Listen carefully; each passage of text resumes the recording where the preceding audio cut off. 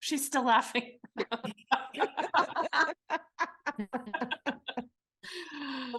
That's so funny.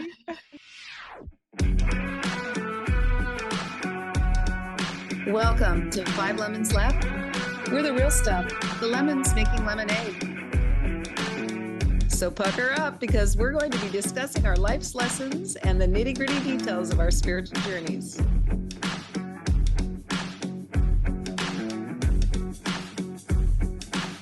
Hey y'all, I'm Amanda. And I'm Drusilla. I'm Melissa. Hello, this is Morgan. And I'm Penny. Welcome to our podcast today.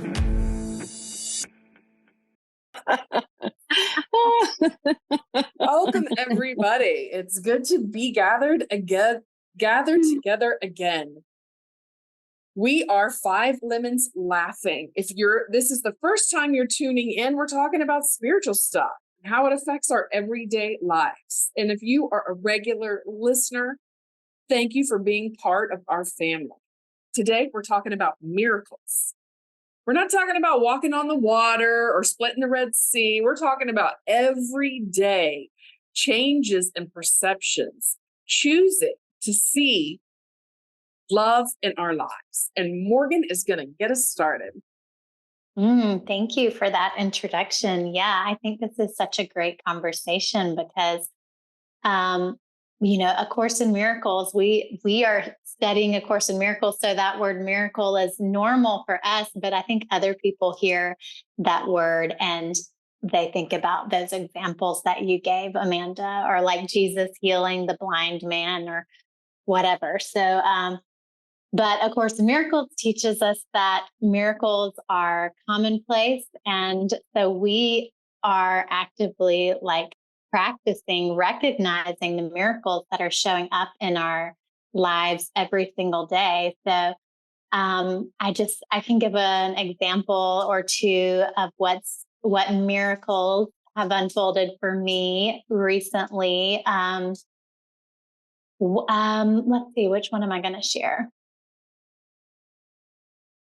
I think for me, one of the miracles is that I've been judging my morning quiet time because it looks different than it used to look. And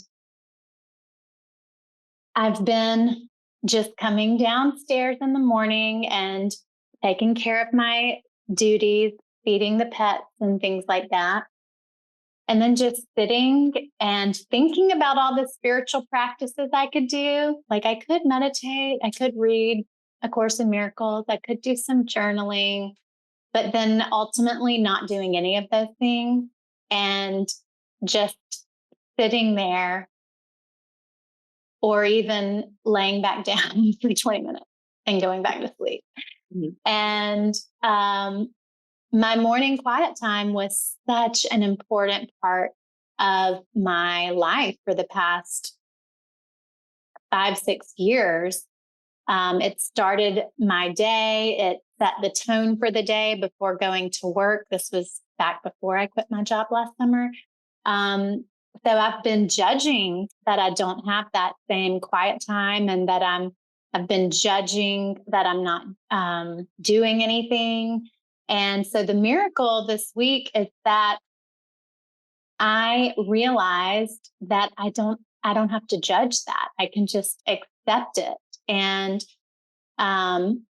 this personality that I have loves to be busy, loves to be doing things, loves to be crossing things off of a to-do list.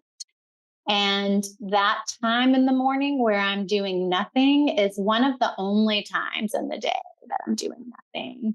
And so I can just see it as perfect and not make it bad or wrong. So just letting myself off the hook, meeting myself with compassion and love, and no longer making that shift in my morning quiet time wrong or bad has been a little miracle for me this week. Yay, celebrating that with you. Yeah. Yeah, and really nice. A big deal. Mm-hmm. And let me ask you this about that miracle as well. Do you believe like your lifestyle has changed? Do you believe like as you move throughout the day that your whole life now, your whole day is a spiritual practice? So actually like the need to do something specific in the morning has shifted.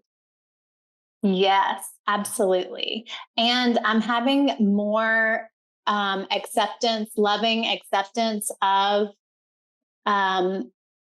just the personality too, and learning to work within this personality. Like I've been thinking of it like a video game character. Like you pick your player, and like you see the different players, and this one has this strength and this weakness, and this one, and you pick your one. Well, like my character in this life, in this body, like learning what the strengths and weaknesses are and just working with those instead of trying to resist them.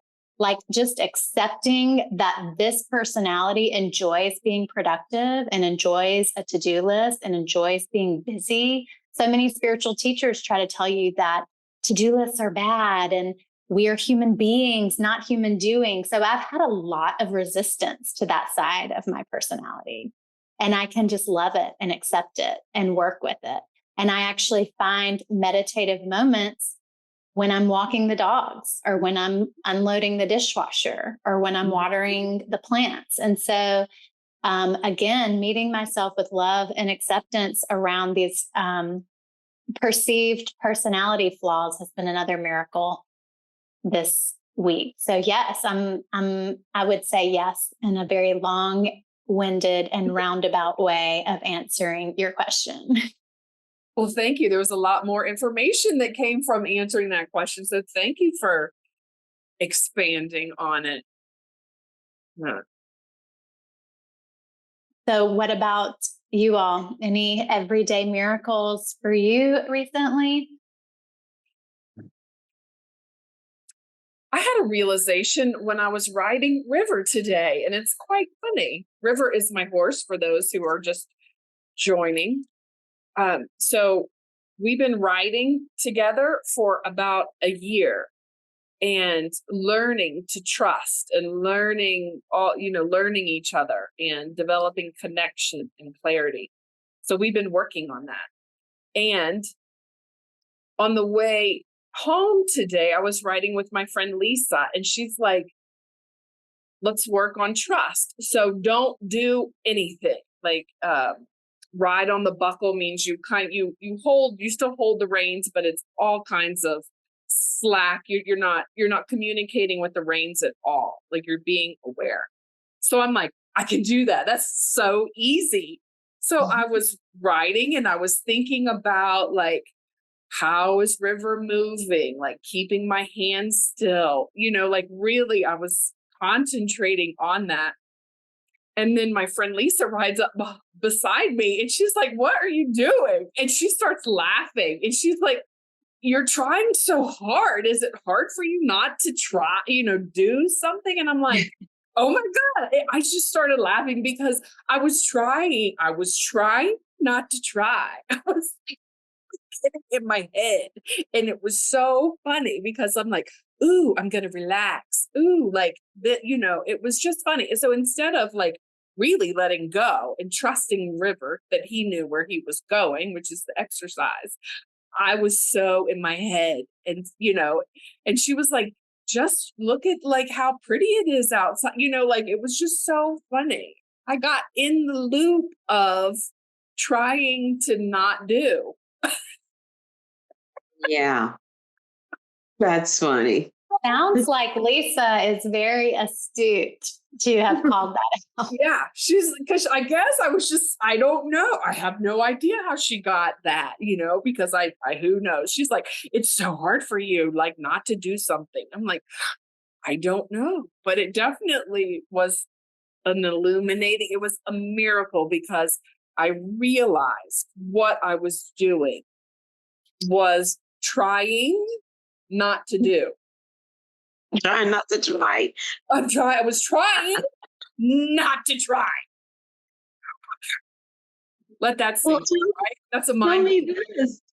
So, did you feel a difference in how your ride was from when you were trying not to try versus when you were relaxing into it? Yes.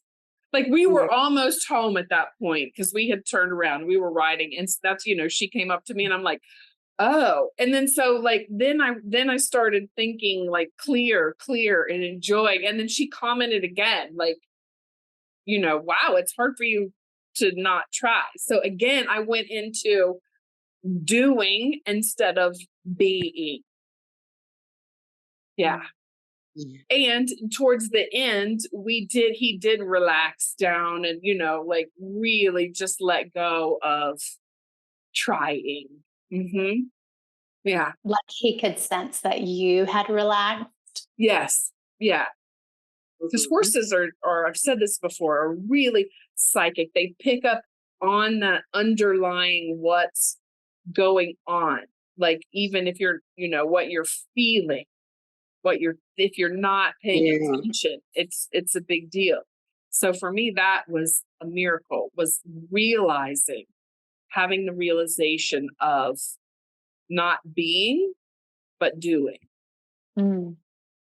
Yeah, it kind of goes with what you were talking about, the personality of doing. Mhm. Mhm. Yeah. I say that describes me very well, Morgan. I'm a doer. I'm a doer. Although I will say I'm probably not as strict as you. I think you're also almost a perfectionist, Morgan. Like, I don't know, you just seem so yeah, I am a doer, but I'm not a perfectionist in that way. I just like being in movement and like taking action and like to get things done. And so I do give myself a little leeway in the mornings with my spiritual practice. But what is probably the more challenging thing is when I'm trying to focus on a specific thing, like not judging. And it's almost the same as what Amanda described, that I get caught up in the cycle of not trying to judge. And I'm judging the fact that I'm not trying to judge, right? So, and I think that is, and it seems to happen no matter what it is. It's almost like when somebody tries to meditate and try to clear their minds. It's that same thing, yes. And yeah, so I can certainly relate to that. But it's for me, I have just learned to try and enjoy those tiny little miracles. Like I think I've described to y'all that I have this affinity for numbers. So over 2 years ago, I started seeing the number 29 everywhere. And so I thought it was like tied to my birthday or something. But even now, without even thinking about it, I will randomly throughout the day look at the clock and it's going to be 2:29 or 6:29. And it's, to me, it is a little kiss. It's a miracle. It's a check-in. It's an awareness. And it just reminds me to stay grounded in the space. And yeah, I just kind of really look for those things throughout the day. And of course, the bigger miracles are sweet too.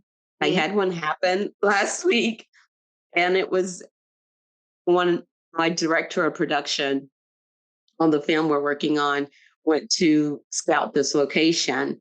And the guy that owns it's a little bar and grill type of place. He says, well, I have this other place that I think would be really cool for you guys to take a look at. It's not even open yet, but I could surely take you to look at it. And it's like just a mile away from that place. So we go there and we're inside looking at the facility, and I'm describing the scene to them. And it's a scene that the promoter is giving the lead character a hard time because he's saying that she's not bringing in the crowd of people like she normally would, right? So any of you remember the scene in Purple Rain when the guy is giving Prince a hard time for not packing out the club? I don't. Well, it's this really famous scene. Most people know it. So I was alluding to that scene because it reminds me of it every time. So I was describing it to the club promoter and my director, and they were like, "Oh yeah, we remember that scene." And I said, "Well, every time I think about the scene that we wrote, that's what it reminds me of." And at that very moment, the guy pressed play on the music in the club, and Prince, Let's Go Crazy.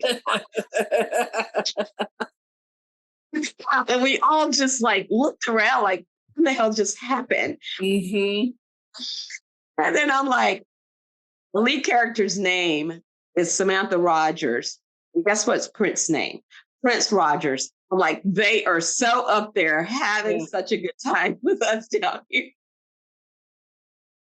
And I just love little miracles like that. I'm like, we are so using this building. Yeah. And we are literally going to have her come out in that scene on Let's Go Crazy by Prince. Like, it's like so amazing. I just, for me, it's just always a reminder that you're in the right place, doing the right things and moving along according to your creator. Mm-hmm. Yeah. I love that story, and I'm going to go listen to that song when we're done here today. Yeah, I'm going to watch that movie again. It's been a few years since I've seen that movie. That was it's been a long 80s? time. 80s. Yeah. Yeah. Hey, I just flew through the Minneapolis airport and they have a store, a Prince store. Whoa, Yeah, because Prince was from Minneapolis. So, yeah. Yeah, that's funny. Yeah. I like the way, like, just everyday little miracles. Because the other day I went into Madrid on Sunday, which is, I mean, it's a small little tourist town, like one lane. And we have a local grocer there that I like to go to. And the whole way I was like, I'm going to find the best parking spot ever. I'm going to find the best parking spot ever. Mm-hmm. And I found the best parking spot. The best parking spot ever. Yeah. Mm-hmm. That I like those, paying attention to those miracles. Mm-hmm. Yeah. It doesn't have to be something big or Mm-hmm. life-changing. That would be nice too. Mm-hmm. Yeah. Yeah.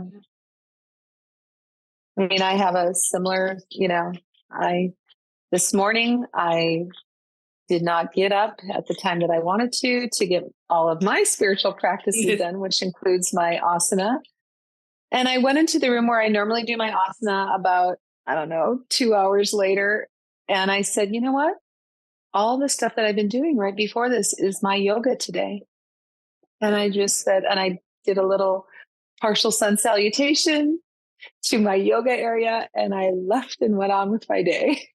And I'm okay with it, It's just like, yeah, that's a miracle. Because normally I would have beat myself up, like, we've talked about in this podcast, and that unworthiness. Oh my God, you can't even keep to a routine. But no, I'm over that.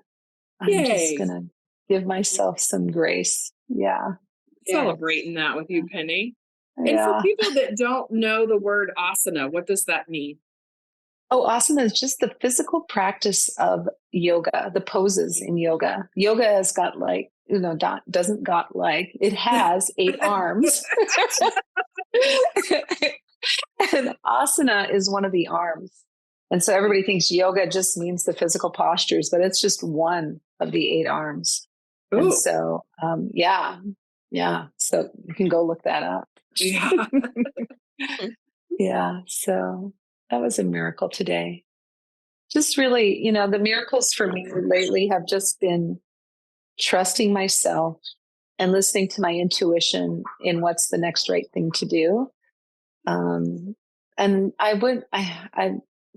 been a journey for me to do that. And so Just asking myself, okay, what's the next right thing to do? And then doing it. That's the miracle for me. And I'm not 100%, but yeah, I mean, there's a lot. I started out this year with this jar, and I'm actually using, we all belong to Jennifer Hadley's Masterful Living organization, Power of Love Ministry. And I don't know if, well, the jar is, she provides us when we become a member, this medicine water jar. And it's cool. You put water in the jar at night, and then you ask the angels to bless it. And then in the morning you drink it to bless it with the healing that you need. And then you drink the water in the morning. Well, I changed the jar into a gratitude jar. And this year I realized as we were doing this podcast that I started out the year, and when I had like things that I was grateful for, then I would write it on a little post-it note, and put it in the jar. And so then like on New Year's Eve or January 1st, I'll jump out all the little post-it notes and read all the things that I was grateful for the year. And I just realized I haven't added anything for a long time. And I'm like, I wanted to dump it all out as I was thinking about this. I'm at my office, not at my home office. I'm in my work office, and I don't have the jar here, but it would have been fun to like dump it out and see what one of the miracles I had written down, like what I was grateful for. Yeah. Because I don't even know what I've written down right now. Yeah. And I should be able to write one down every day. Listen to me shit on myself. Mhm. I could write down one every day just to find that thing to be grateful for, the miracle. And I haven't done that. I'm so sorry. My dog is having a bit of a problem. I have the dogs at the office with me. So if you just heard that bark, that was him. Sorry about that. Anyway, so that's what I've got today. I love the linking gratitude up with miracles, because that is a huge miracle or change in perception when something that we're feeling challenged by or victimized by, when we can meet it with gratitude and recognize what the lesson is or what the healing is in it, that's the miracle. That's the shift in perception. So it happens a lot in relationships. I know for me with my husband, I'm all the time having scenarios where I'm realizing like, oh, wow, I am not upset by this situation that used to always upset me. And even like last night we were talking on the phone, and I was upset, or I was acting like I was upset with him. And he was like, why are you acting weird? And I sat and I said, I don't know. It was like a habit. It was like a habitual response to a stimuli. And if I like really examined it, I was not upset. It was just like a habituated response. And so even having that awareness, like, oh, I can just let that go. And it didn't become a big deal from us. Like, it didn't become a big deal for us. And so just those tiny miracles. That's not tiny. I just want to pause here. That's tiny. Yeah. Yes. I had something similar happen today as well. I was on a call earlier and we were having a discussion like we do here. And after we got off, a person texted me and said something like, I'm sorry, about how I reacted to you and expressed this opinion. And I was thinking, I didn't get that at all. And I texted her back. I said, thank you for reaching out. I'm working on receiving people's opinions without taking it personally. And then and I think I said something like, and I didn't take any, and I didn't take your comment personally, or I don't know exactly, I worded it well in my text, but the concept is, like what we've been talking. So the miracle is like, I didn't take anything personally. And when she texted, like, I didn't even go into, did she need it? Like, nothing. I'm like, I'm not taking any of this personally. Thank you for this loving life lesson. I think that's how I ended it. Yeah. Oh, wow. That's miracle. And I'm claiming you that's were a big miracle. one. Yes, it is. It is. Like you didn't need the Operating in the backstory. spirit. You were Right. so in it that you didn't even recognize it. And that's even more of the Yeah. miracle. That's a Absolutely. miracle. Yes. Mm-hmm. How would you have formerly dealt with that? I would have like taken more offense during a conversation, right? Like if things didn't go my way. And working with y'all, like, is amazingly healing because I know everyone's intention is only love, non-judgment. So I've had practice expressing what I would like to do, expressing my opinions, and sometimes we don't do them, right? And that's totally fine. Not taking that personally, where in the beginning, I don't think we've ever talked about this, but in the beginning, like it would tweak me, not enough to get super offended, but like, ooh, there's a habit, like you were talking about, Morgan, like, a habit of response, of a habit of defending, right? It has not, I know that there's only love here. Mhm. So being in and talking in this group, us Five Lemons Laughing, has certainly helped my healing in other situations as well. Yeah, I love that. And I can even give another example that just sparked for me. Yeah. Jennifer Hadley, the minister at Power of Love Ministries, is also my boss because Amanda and I both work part-time for the ministry. And she is an 8 on the Enneagram, if that means anything to any of you listeners out there. And she's very direct. And the way that she addresses things, the way that she addresses things in our team chat, I sometimes observe other people taking it personally. And I am observing how, like, the ego wants to offer that defensiveness to me, like, oh, I should be offended by this. But I recognize it and I don't allow it to take hold and I don't take it personally. I just answer the question or address what needs to be addressed without making a big story about it and without getting my feelings hurt about it. Like, it's very big progress for me because I think my last boss might have also been an 8 and I wasn't always able to meet that directness with such grace and acceptance and not making a story out of it. So big miracles, people, big miracles. Yeah, I want to say that this group has also helped groom me for a little bit of that as well, in the same ways that you described, Amanda. And it has also helped me to respond to others differently as well. What do On you the mean flip by that? side. So as the director of a group of people, I also am more compassionate and more sensitive to how I respond to people, and whether I do it in a group setting or whether I do it individually. Whereas in the past, I may not have been so aware of that,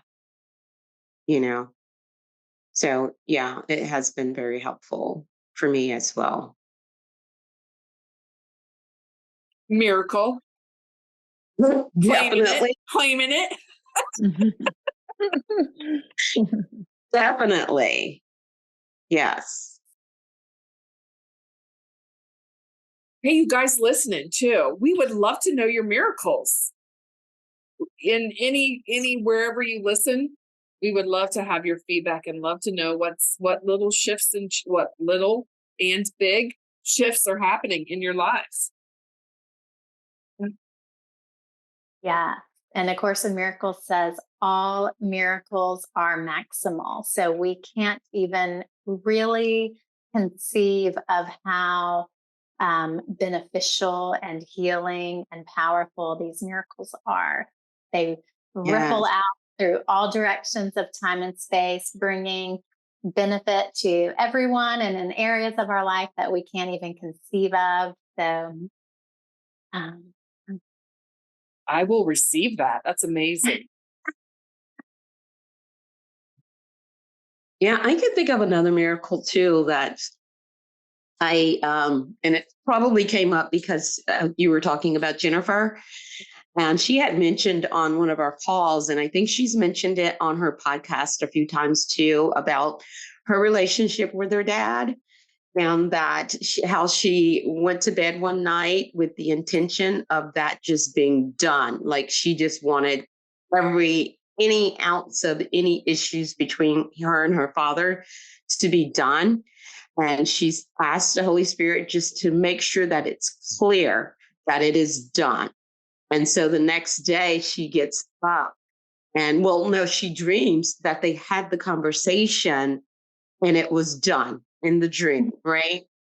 And the next day she gets up and goes to the kitchen, and her father says to her, I want you to know whatever it was that was going on between us, it is done.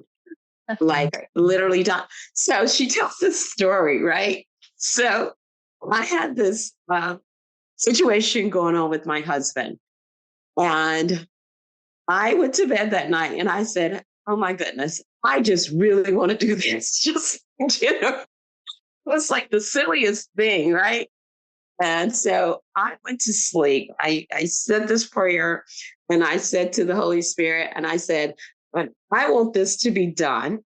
And I want to know clearly that it is done, right? So wake up, wake up the next morning, and I didn't feel anything. I had no dreams, and my husband was still mad.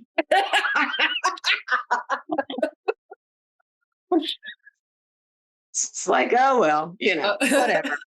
So I went about my day, talked to my husband, and we still had basically had an even bigger fight the next day. And I am like, okay, this is it. I am done. Like this time I'm like, I surrender it. There's nothing I can say and do. It is done. Right. So this time I go to bed without setting those intentions, had a dream about my husband, and it was pleasant. There were no words exchanged. It was just a pleasantry of like looking at each other and all is good. My husband was at our house and I was at our condo because I had a showing the next day. Literally 2 a.m, he gets up from the house and drives to the condo after my dream is done and climbs in bed and embraces me. Oh, And all was done. All was well. Wow. Such the miracle. Oh, that's so a big beautiful. one. Yeah. Yes. great Oh my God. It felt like I was in a dream or something, Mhm. Yes. I love that. Surrender. Love So that. it was like I said it that night, but I knew after the fact that I was still holding on to something. Like I probably still wanted to be right. And I say probably because when things happen like that, you don't even really remember what you were upset about because you asked to be erased of all of that, right?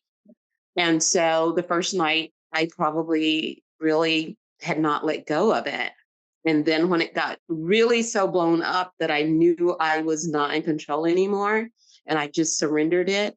And then I got really what I was looking for, which Mhm. was to let go of it all. Right.